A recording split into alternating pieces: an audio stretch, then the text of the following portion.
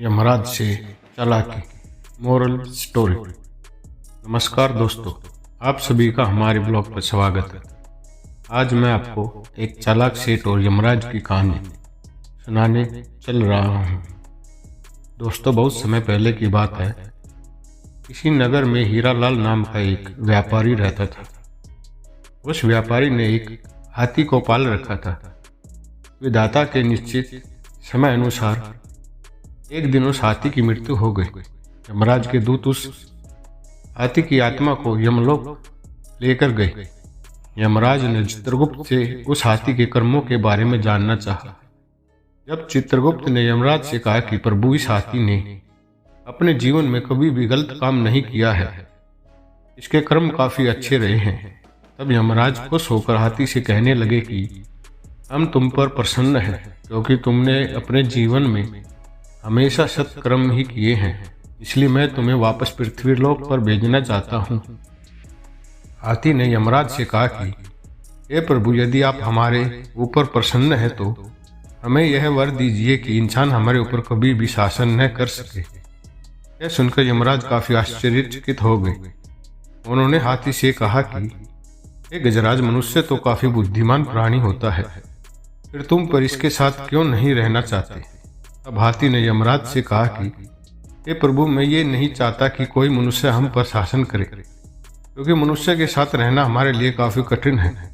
ऐसा मैं इसलिए कह रहा हूँ क्योंकि ये लोग काफी होशियार होते हैं। यमराज ने हाथी से कहा, ठीक है, यदि तुम्हारी बात सही निकली तो तुम जैसा कहोगे हम वैसा ही करेंगे, और यदि तुम्हारी बात झूठी निकली तो जैसा हम कहेंगे तुम्हें वैसा ही करना होगा। हाथी ने कहा कि मुझे मंजूर है। यमराज ने यमदूतों से कहा कि जाओ और इसके मालिक को यमलोक लेकर आओ। 4 दूत उस हाथी के मालिक को लेने के लिए पृथ्वीलोक पर गए। जब हीरालाल सो गया तो चारों दूतों ने चारपाई सहित उस हाथी के मालिक को लेकर यमलोक की तरफ बढ़ने लगे। हीरालाल के बीच में नींद खुल गई और उसने देखा कि मैं तो आकाश में हूँ, और नीचे देखा तो जमीन ही गायब थी।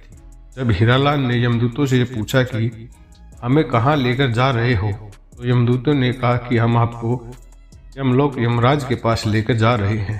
अब हीरालाल ने कहा कि यमलोक तो मृत्यु के बाद जाते हैं, मैं तो जिंदा हूँ।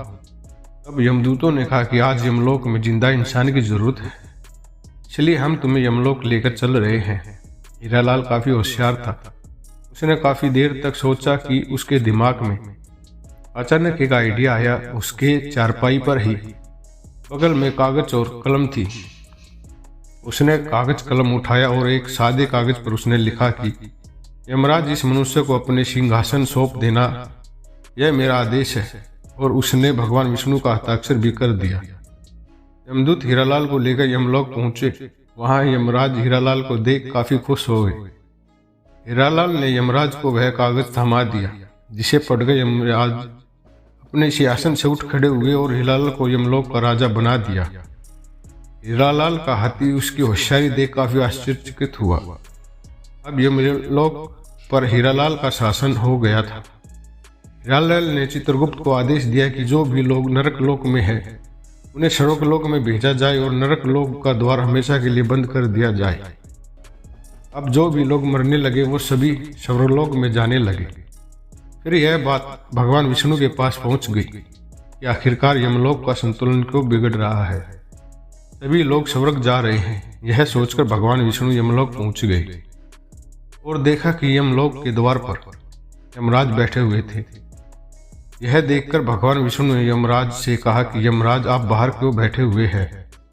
तब यमराज ने भगवान विष्णु को हीरालाल द्वारा दी गई उस कागज को दिखाया, जिसमें लिखा हुआ था कि इस मनुष्य को यमलोक का सिंहासन सौंप दिया जाए, और नीचे भगवान विष्णु का हस्ताक्षर भी था।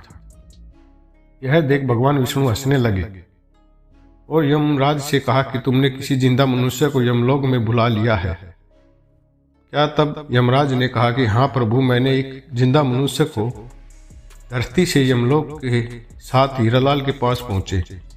हीरालाल भगवान विष्णु को देखकर सिंहासन से उठ खड़ा हुआ और भगवान विष्णु से बोला कि प्रभु, मेरी यह इच्छा थी कि मैं आपको अपने समक्ष बुला सकूं, इसलिए मैंने यह सब कुछ किया। हीरालाल की बात सुनकर भगवान विष्णु बहुत प्रसन्न हुए। यमराज ने हाथी से कहा कि हे गजराज, आप जीत गए और मैं हार गया। उसके बाद यमराज ने हीरालाल को वापस पृथ्वीलोक पर भेज दिया और उसके दिमाग से यह सारी बातें बुलवा दी और यमराज ने गजराज को भी पृथ्वीलोक पर भेज दिया। दोस्तों, अगर आपको कहानी अच्छी लगी तो कहानी को अपने दोस्तों के साथ शेयर जरूर करें और हमारे YouTube चैनल को सब्सक्राइब जरूर करें।